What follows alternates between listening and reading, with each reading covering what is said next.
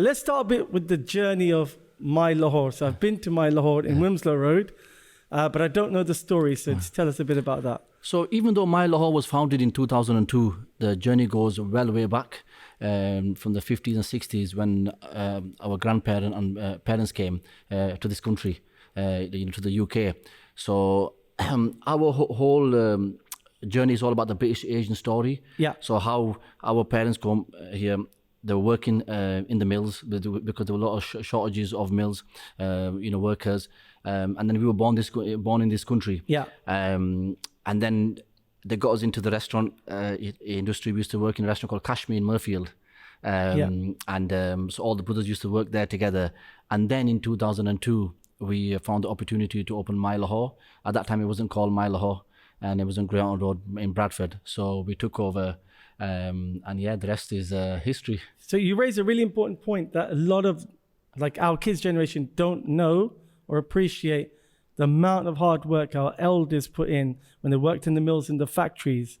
They were my dad used to say, house number 18 had 18 people living in it. Yeah. And they used to, one guy sleeping in the bath. Yeah. So do you have any interesting stories of our parents? Plenty of stories. So we always say we're standing, on the shoulders of giants. If it wasn't for my dad's uncle, Chaudhry Farman, and my father, Muhammad Farooq, they came to this country in the 60s, and they worked really hard. Like you said, they spent so many people in one room. They were just ends meet, just tried to make ends meet and try to also support the family back home. Yeah. The goal was to go back, but they end up, settling here, going into taxis, going into buses, going into, textiles first. Yeah. And then in the hospitality industry.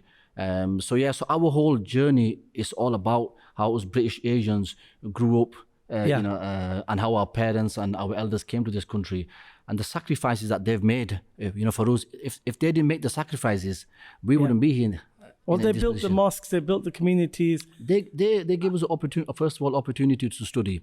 Then they built, the community. They built, the halal concept wasn't even near in the 60s. But again, they introduced that. They started going into different, sectors, and creating, awareness, for that. So our whole journey is all about that, just showcasing, the British Asian story, and our identities. Who are we? We were born here. We're second generation immigrants. Yeah. And we're quite proud, of well, that. some cases, fourth generation. Yes, now, yes. Grandchildren. Yes, now. yes. So now, there's many generations, and there will be, inshallah, many generations to come. And the whole narrative is all about the British Asian story. So how we can showcase that journey of our elders who've sacrificed so much. Because, like you mentioned, fourth, fifth generations, to come. They won't even remember that there were sacrifices made, what I'm seeing in my community in London is the elders who came here in the 60s, 50s and 60s, they're all passing away now. Yeah. And every week, one of our elders passes away. And I think about what they did for this community, and we cannot be like them. We cannot give those 40, 50 years to the community, to the mosque, to society. We're not like them. And how can we build that legacy where people realize what our elders in the British context did for us? So we can't, obviously we can't replace them, but our values are based on the elders, values. We still hold the same values. So like togetherness, the unity, being there for each other, looking out for each other, being there for the community. And being, your intention is going to be clear. The honesty, integrity, all these key values is part of our, is part of the My Lahore DNA now. The values in terms of, so we've learned them values, and we still really implement them. So what are the values of My Lahore restaurant chain? So first of all, there's many values, that we have. First of all, being there for the community. Yeah. So My Lahore it's not just a restaurant or a food business. We feel it's a vehicle to do good.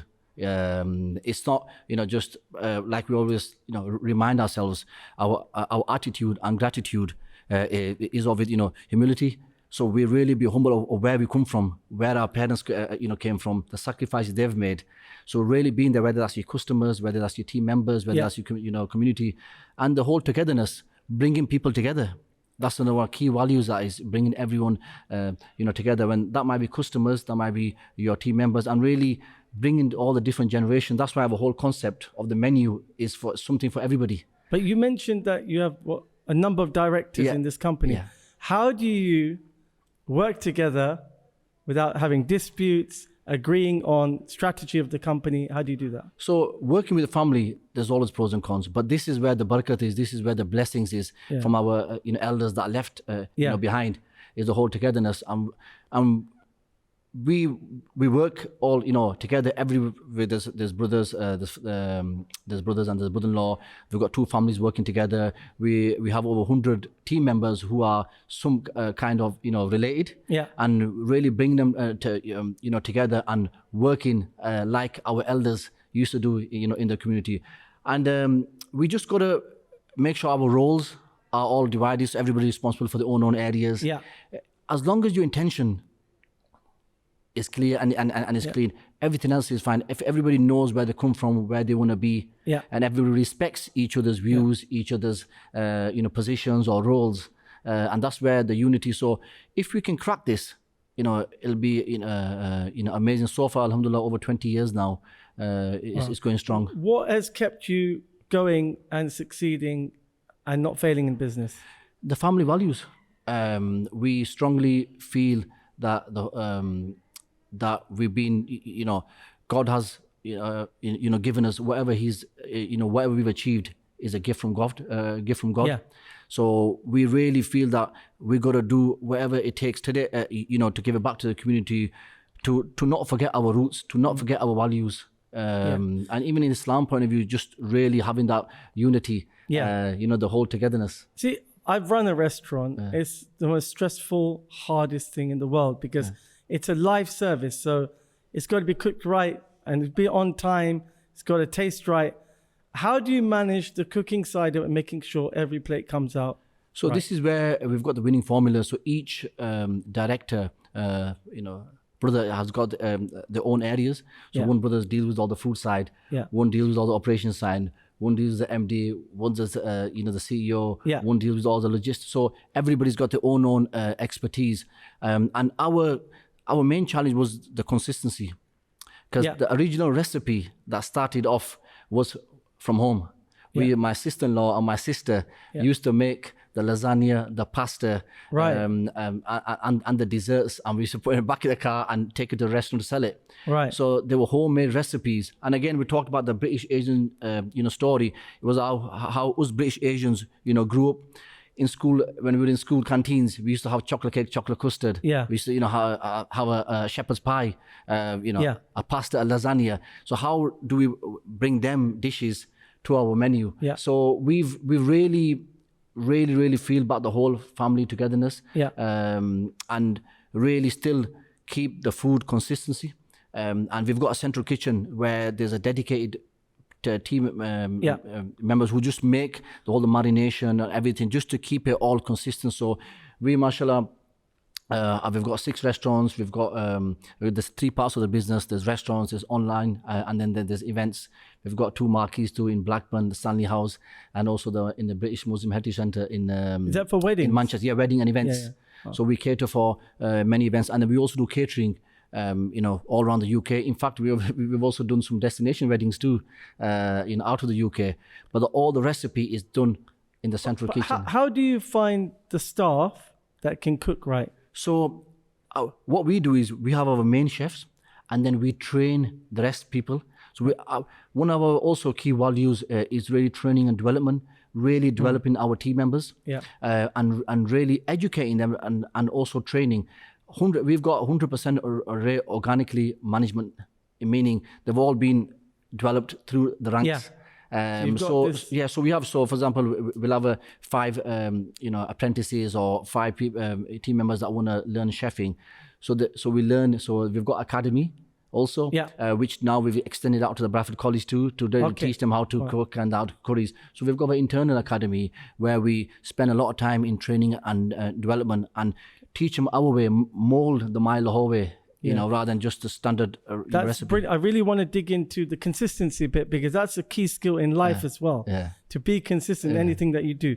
So My Lahore, why is it called My Lahore? And then we'll go to a break. Yeah. So My Lahore, first, Lahore is a food capital in Pakistan. So again, the whole British Asian journey. But we wanted to make it not we didn't want to keep it just a typical Lahore. So we want to keep it My Lahore. Again, the togetherness. So my meaning everybody's Lahore. So when you say My Lahore, you're referring to as your Lahore. So it's everybody's My Lahore. Rather than just, so it makes it personalized. Remember, we discussed about the values in terms of whole togetherness. Yeah. We look out for different opportunities and different ways to bringing people together. And this is, again, the logic behind it. That was one of the main reasons why we kept it. Thank you so much, Ishfaq. We're just going to go to a break. We'll catch you in a few short ticks. See you soon.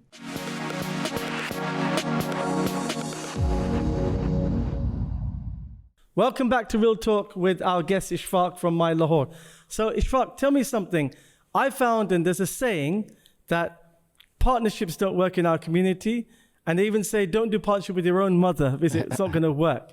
So, you know, all this competition, especially in our community, I used to travel to Birmingham for my business every week because I had a furniture company. And every time I'd go, there'd be a price reduction in the local businesses. So the restaurants would be competing with each other and literally killing each other off, rather than agreeing, you know, to look after each other. So have you had any competitors? Have you had any stories where people are not really conducive to business? They're trying to either cutthroat or that attitude, and how can we fix that? Well, one of the key values of My Lahore has always been about the togetherness, our know, values. We're the opposite. We bring the competition together. I'm a chair of a restaurant group, right? You know, with all the restaurants, well, most of the you know, dominant restaurants, and we share ideas. So in terms of the you know, competition, and so we really don't look where we always feel that we're sort of the pioneers, and that's what My Lahore has been, the, you know, creative, not looking at the market, doing what we you know, believe is good, what's going to work, and it's showcased the whole British Asian you know, journey, and helping each other out. So we work with many restaurateurs and so you're there to help others. Yeah, but you also do a huge amount of work, even during the lockdown, with the community.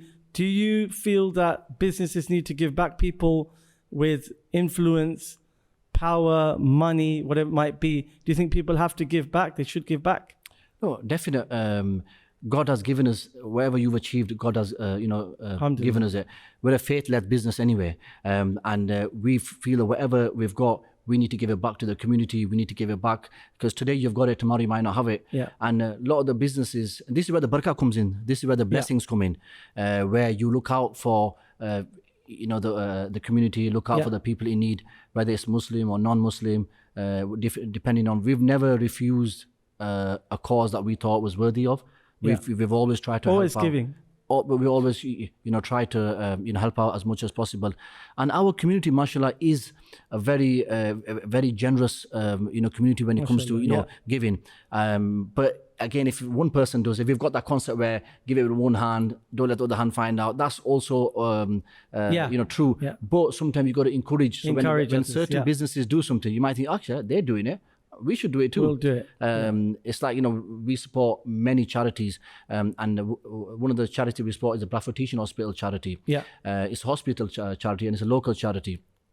And the way we support them is in many ways. It's like there's people say, oh, it's NHS, they get funded, they don't need it, but it's not, because the charity, it first starts from home.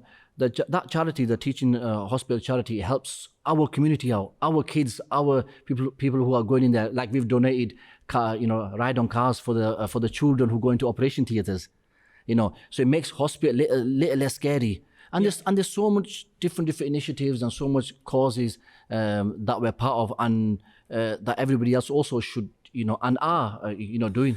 Now, if you go to university and study business management or an MBA, it doesn't give you the skills. I can tell you as a lecturer, it doesn't give you the skills to run a business. Yeah. And what can we do? Because when I meet people who have a 9-to-5, they're fed up, they go to work every day, they want to leave, they either get trapped in these YouTube scams of buy my course or invest in my crypto, whatever. But real business advice actually really comes from real people like you. What can we do to help people who want to get into business? Well, we're fortunate. Most of the brothers, we've got a business management degree, so we know that also helps out too in terms of the theory. The knowledge does, but not the experience. Yeah, but the experience is different, because some of the directors have got only experience, and that is most important. Also, thing, and you got to be passionate about what you do. So you got to know your job. Whatever you do. So if you're going into, if you like, for example, restaurants, you got to be passionate about the whole hospitality, how you make people feel. Or foodie, if you're a foodie guy, you got to make sure you're passionate about food, and then learn. There are so many courses, so many facilities where people can learn. You got to know your product. You got to know your market first. What's out there? What might try to create. So knowledge is very, very important. Do you think that there's a quick and easy way to make money? So on YouTube, you see a lot of people say, "Oh, you can make £1 million doing this and this. Just buy this product, that product." Is it like that? No, not really, because there's always not always, but most of the time there's always a scam, or most of the time nothing comes easy. And something that does come easy, and it comes from the wrong means, you will never have the blessings in it. So it will go faster too.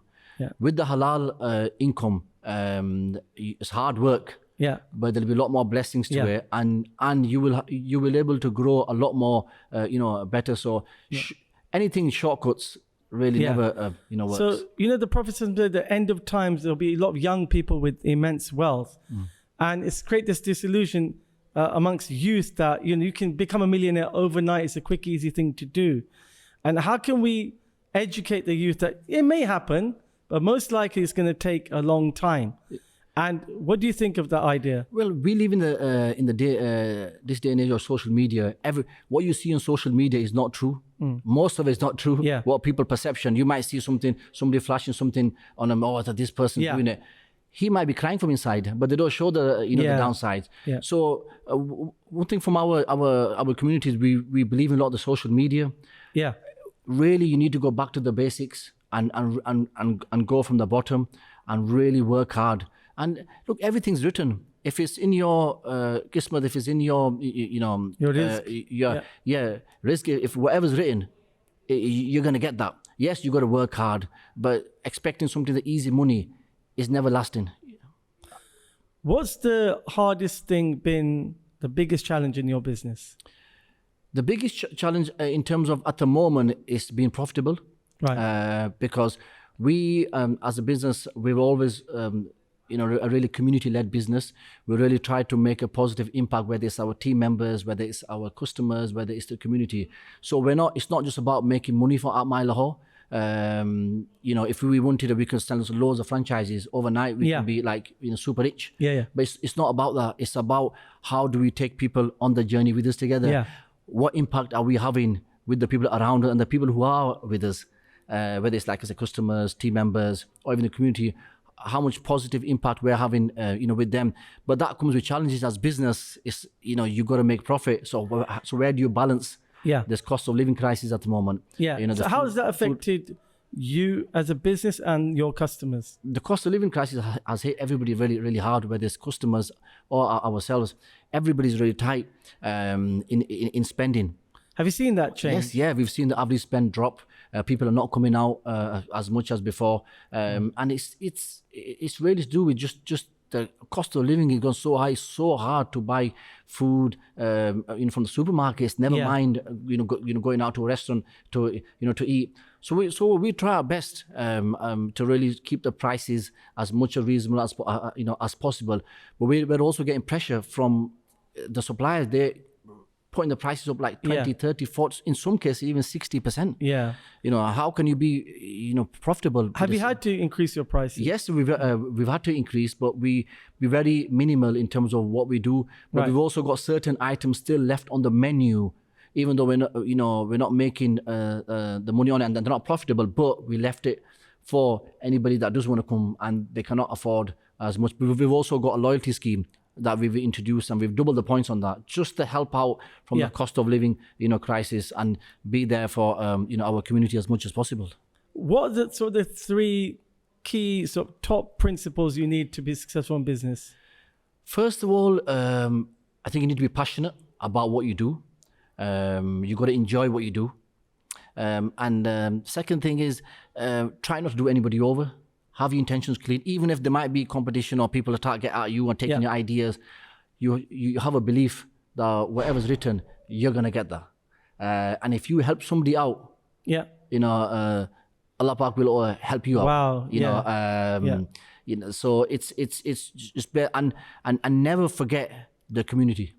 Yeah. Because it's the community where you come from, where we've come from, our elders. Yeah. You know, the values, the whole togetherness, the sacrifices that they've made. Yeah. We should never forget just because we're getting a bit okay now and we start forgetting. So really keeping them all values. That's such an important point about not leg pulling, but either encouraging us, supporting each other, helping. And what is it that your brand does well that people queue up? And because I've seen the queues, I've been there. What is it? Why do they queue up? Well, we just want to, whatever we do, we want to make sure the customers have a wow experience. Now, whether that's with the deco, whether that's, you know, the environment, whether that's the food, whether that's the service and the hospitality, and we would like to cater for everybody.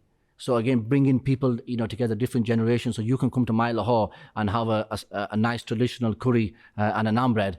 Your colleague or your partner might come in and just have a shepherd's pie or a lasagna and chips. So bringing the different, that's what one of the key, the USPs of my Lahore is the fusion food.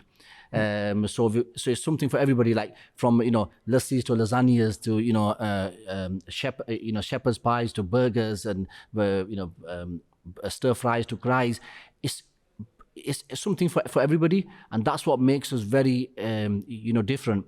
And not just something for everybody, not just catering for everybody, but with the homemade recipes. We've still got them same homemade recipes that we started off. Thank you so much, Ishfaq. 20 years. Great, Ishfaq. So you've also met royalty, Amir Khan. We're going to talk all about that. But what is it that brought these famous people to your restaurant? We've, mashallah, served King Charles. We've also served in our restaurant Prince William and Kate Middleton. And we asked the same question: why would you choose a restaurant in Bradford? And what they said, the royal household, was in terms of your whole journey, your whole values, your whole identity, in terms of what you try to showcase, the whole British Asian story, and what you guys have done as a family. It's a great story, and we really wanted to come and visit ourselves. We'll continue that story in a second. We're just going to break. We'll see you after the break on Real Talk with Dr. Deen.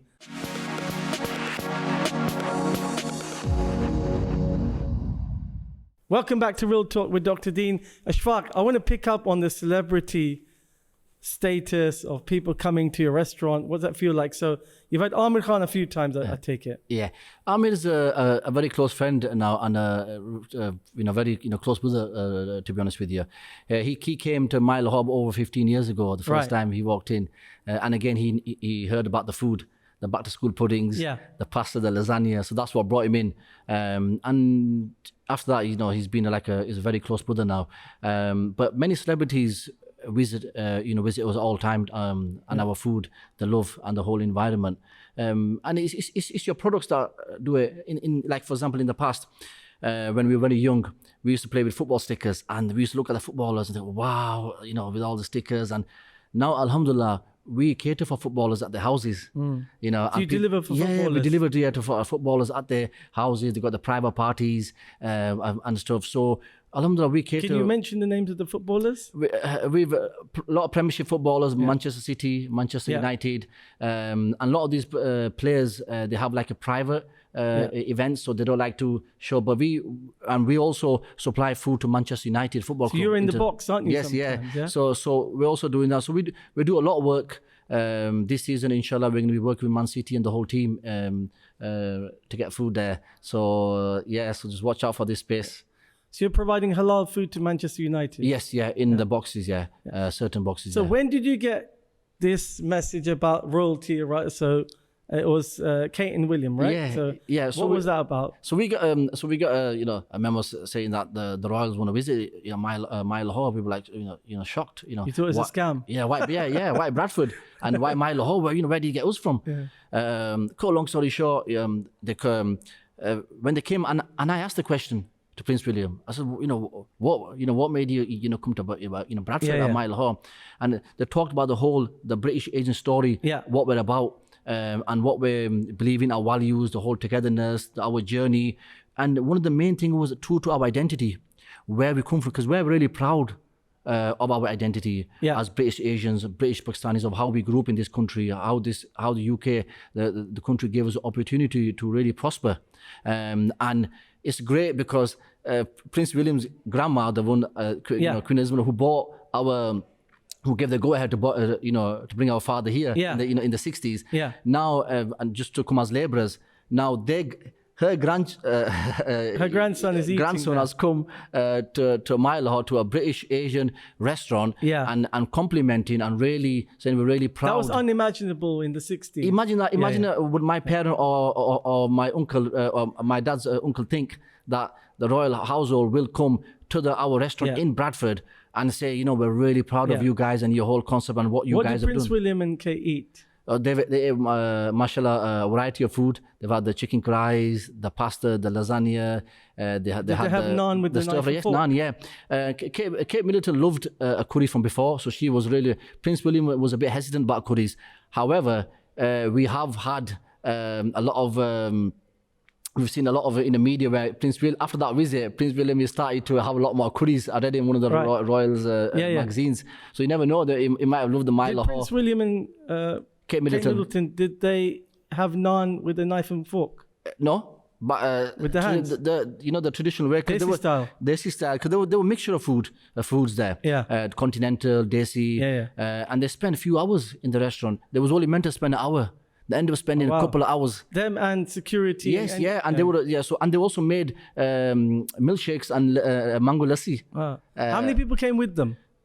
So the full entourage, you can imagine, man. Is it half the restaurant? So you can imagine how many people, but yeah, they absolutely loved it. They took some food, takeaway as well. Yeah, so yeah, it was an unforgettable. Did they park the Land Rover at the back? At the front, right at the front. But, at the front? Yeah, but they come on a helicopter. Have you got Prince William's phone number now? Not quite.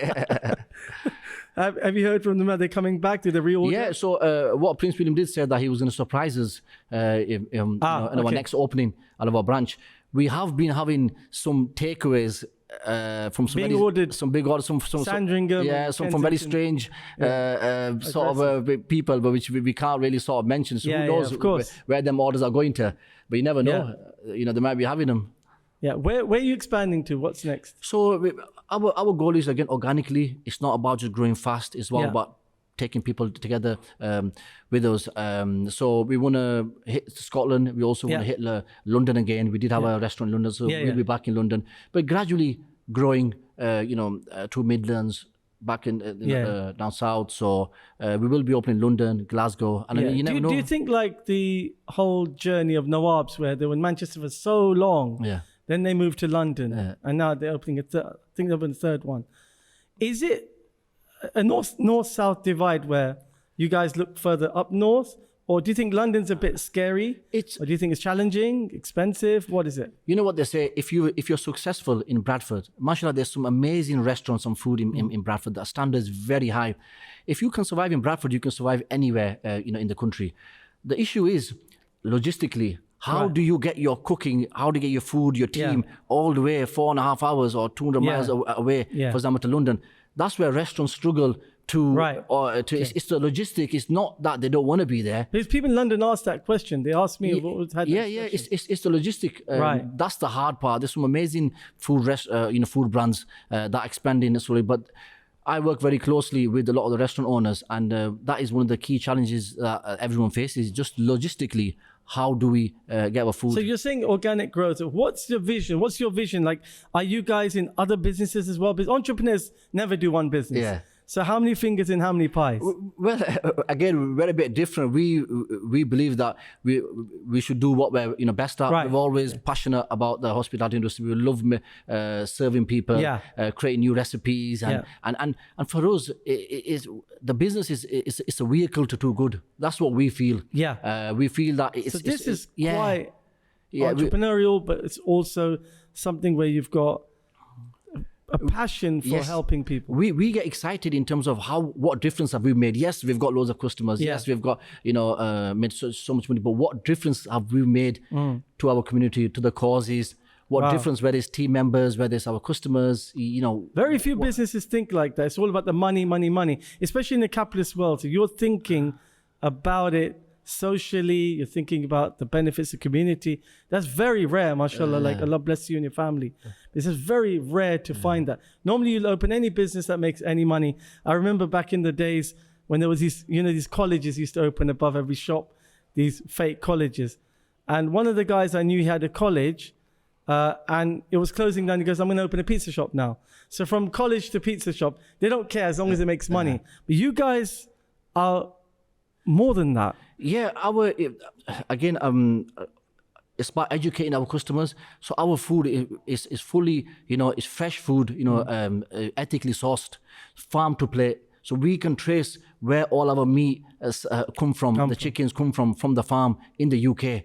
It's all about the wholesome food, wholesome meals. It's about healthy eating, educating our customers, in terms of the healthy options, and not having stuff that are like genetically modified or cheaper that are not good for the society. So I'm very much into healthy eating. Like I very rarely will eat something processed. Yeah. Very rarely. I don't buy it myself. If I'm at someone's house, I might have a slice of pizza. But what people understand of being healthy is very different. People see a packet of some juice with an orange on it and think it's healthy. It's got all these chemicals in it, fake sweeteners. Now, when it comes to restaurants, it's a big challenge. I've had a restaurant in the past. It's a big challenge with wholesale food and making sure things are made. Now, the challenge is like the oils. Can you change those oils to like rapeseed oil instead of processed oils that are heavily processed or hydrogenated, things like that? Can you ensure that it's a healthier option you provide? I know it's expensive sometimes, but what are your thoughts on that? Yeah, so this is what we do. This is when I mentioned earlier, it's not profitable for us. Anything healthy is not profitable, but we still invest in that because it's about giving wholesome meals to our customers. Where also our long-term plan is the whole tayyib chain, where we want to grow our own animals. And breed them. Yeah, that's our long-term plan. So pure animals. Organic, pure, yeah. That's amazing. That's our long-term plan. Inshallah. Inshallah, yeah. So it's about really doing good to anything that what we do. So we don't want to be selling cheap stuff. We don't want to be selling stuff that's harmful. Even microprocessed, food, what people know about it. It's scary. They want to see bugs and all kinds of stuff.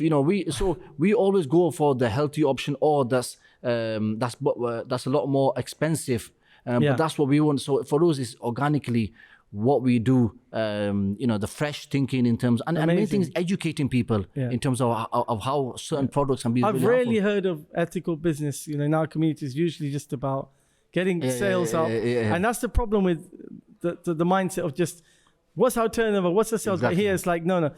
It could be, you could think, I want to have 100 branches by 2030, but no, let's do this at the right pace, make sure everyone, because if you expand too quickly, you could lose your standards, your quality. The whole values, what we're about, so it's all about that consistency, what we do, and whatever we do is, that we do good. And what's the feedback people give you from coming to your restaurant? What in terms of the food and stuff? Food and generally going there. It's a great, mashallah, we're on TripAdvisor where most of our restaurants are top 3. This is out of so many thousand restaurants. So that just shows how people love our whole experience. And people, the customers now also getting educated, so they believe into what we're about in terms of looking out for the environment, the stuff that we're doing with all the reusable packaging, whether it's the wholesome meals, that we're doing. Even from the environment, the whole recycling, what we've started doing now in the booth seating that we got, they're also made from recyclable, plastic. And which brother's responsible for that side? So one of the brothers is also, responsible for the deco side and all the, environment. And I hate the wasted packaging too much. So what we're doing now is we also we've piloted this scheme in Bradford where we're doing reusable packaging, and it's one of the first initiatives that we're doing in the industry. So we're really excited because again it's all about being there for the community, being there for the, the environment and doing our part. Brilliant, mashallah. We're going to take a break, Ishfaq. We'll be back and we'll continue with that discussion. So we'll see you after the break. This is Real Talk with Dr. Deen.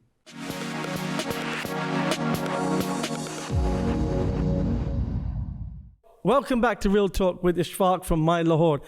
Ishfaq, is it the family business in terms of the people involved? Is it just brothers? Are there sisters? Is it mum? Who's involved? Yeah, so there's there's 5 brothers and there's a brother-in-law, but also 2 families together. So we've got our cousin brothers all working, together. And one of the key inspiration, as well as my father, is my elder brother Maruf.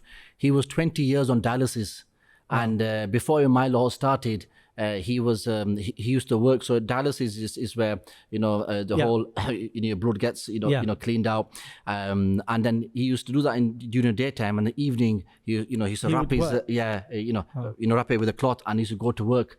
And he used to really he's put a lot of effort. When people say blood and sweat, I can say my elder brother has given that blood and sweat to to the business and help us to really prosper. And in terms of like having cousins in the business, and then you have children. Yes. And other children can be involved in the business? Yes. So we've got nephews. Yeah. Mashallah, we have over 100 team members who are part of the family. So many generations to come to really make them also understand about the whole British Asian journey. I heard you've met the president of Pakistan. Yes, many times the different prime ministers of the Pakistan. Yes. And in terms of like going to Pakistan, is that a regular thing? Yes. Are you from Lahore? Yes. So it's a regular thing because again our roots are from Pakistan. The whole British Asian journey. So our recipes, is from the capital, the food capital, Lahore, and so we do get the recipes from there. And what we try to showcase is the Pakistan, the Asian heritage. Yeah. In our restaurants. So if you see our decor and everything, there's the stuff from the British heritage, how British Asians grew up in this country. It's like the suitcases, they're them big treasure boxes that we've seen in the last 50, 60 years of travel in our houses. So we like to showcase the whole journey. So whether it's from Pakistan and the Asian countries, or to the Politics UK. aside, would you invest in Pakistan in restaurants or anything else? We'll love to. And we're trying to, because that's our roots, where we've come from, where our parents have come from.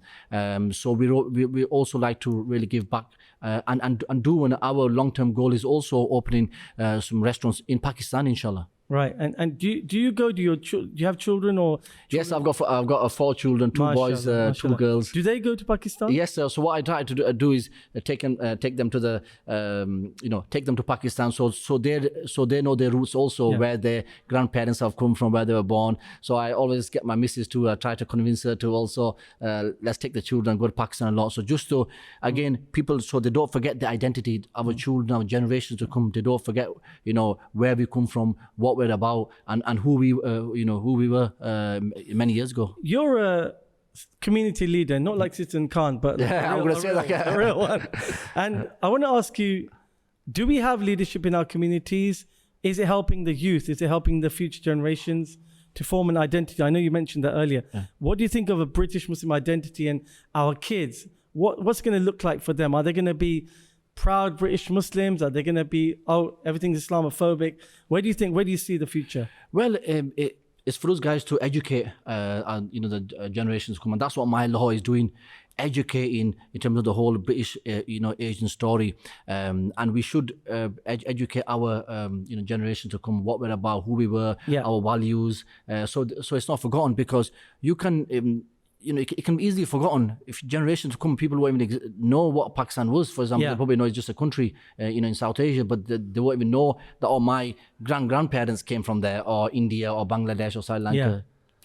Do you have a lot of people that are non-Asian, non-Pakistani come to your restaurant? Yes, so even from our team members' point of view, again, like we mentioned, it's all about My Lahore is all about the togetherness. We employ 27 different nationalities. Wow, and mashallah, we have a very diverse range of also customers too. It's something for everybody. It's about the whole My Lahore journey in terms of what we're about. So yeah, customers love it, whether, it's Asian or non-Asian or from very diverse range of customers. So you have a restaurant on Wilmslow Road, you have one in Bradford. Where are the other branches? Yes, we've got Birmingham, Manchester, Blackburn, 2 in Bradford and Leeds. And do you have to travel? Yes, we have to. So I deal with a lot of the restaurant sides. So I do have to visit the restaurants. And again, we're still all of us brothers. We're still all hands on. We still visit the sites. My brothers now, they're probably either in the catering or in the food side. So everybody's still really hands on. So you really live and breathe this business. Yes, and you haven't expanded out because you're focused on this. Yes, we want to do good. Who's inspired you to do that? Is it from the elders? So the elders. So the whole togetherness. When our parents and grandparents that did come to this country, one thing they've told us, it's not about quantity, it's about quality. And do not forget where you've come from. Do not forget what you're about. You can grow so much, you can make so much money. If you've lost that unity, that togetherness, if you lost your values, it means nothing, because you're not going to take nothing with you. Exactly. Let's be real. We've got a massive drug problem. Drug dealers in every street corner. People going to the mosque to pray, ignoring the car that zoomed past, and you probably know he's a local drug dealer. No one is really paying attention to this massive crisis amongst the youth. It's identity, it's faith, it's quick money, dodgy scams, all of that. Insurance is the highest in our community areas, unfortunately, in some. What is it that we can do to inspire the youth, guide them to the right path? What is it that we should do? We've got to work with the youth. We're looking to work now with the prison services, where the whole rehabilitation process, where young offenders have gone in, teenagers have gone in, and but to employ them? So they've gone in for a few years or so, but mistakenly, the young. So we're teaching skills to bring them out again whilst they're serving for their sentence, and life skills, learn how to cook, or give them a qualification in the restaurant. So when they come out, when they go back to the society, then they be positive role models rather than just staying in there. Because with youngsters, that's what happens. We got to support the youngsters as much as possible. Give me some interesting stories of My Lahore and things you've learned in this whole journey of running a business, young people that can seek inspiration, things that have gone wrong, incidents, stories. Yeah. So there are many challenges, but one thing from a youth point of view, we like to give back. So we've got academy now, even from the Bradford College, where youngsters are coming. We've got and learning the whole hospitality industry of how to cook and getting them into the industry. We also go to schools and teach life skills in terms of cooking skills. And what's to really make a difference, because our youth is our future.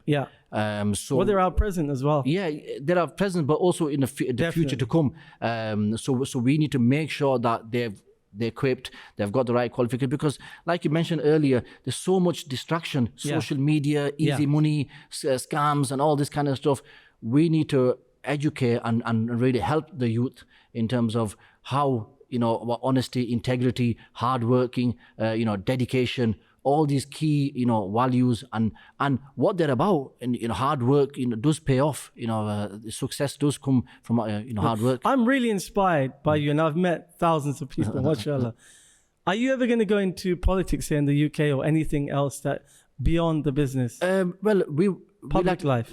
We like to make a positive change in whatever that does. So if that means going to different causes, I work with a lot of the councils, or a lot of the MPs, and also a lot of the different institutions and businesses and charity organizations, just to make a difference.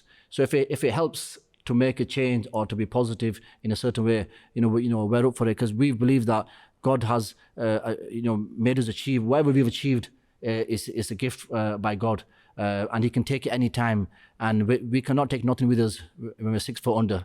So we try to give as much as possible, to the people around us. Do you ever have disputes in the directorship, in the company? Of course. And how do you solve those? We do mashwara a lot. We get everyone around the table and we discuss. Of course, there's always challenges, there's always disputes. Yeah. You know, to be honest, I think I'm also the one that, you know, because when you're passionate about something, everybody's passionate about their own areas. So you're strongly, you got your strong voice, I've got my strong voice, you know, everybody else. So, but that's what makes a winning formula. That's what makes the winning team, where you respect each other's.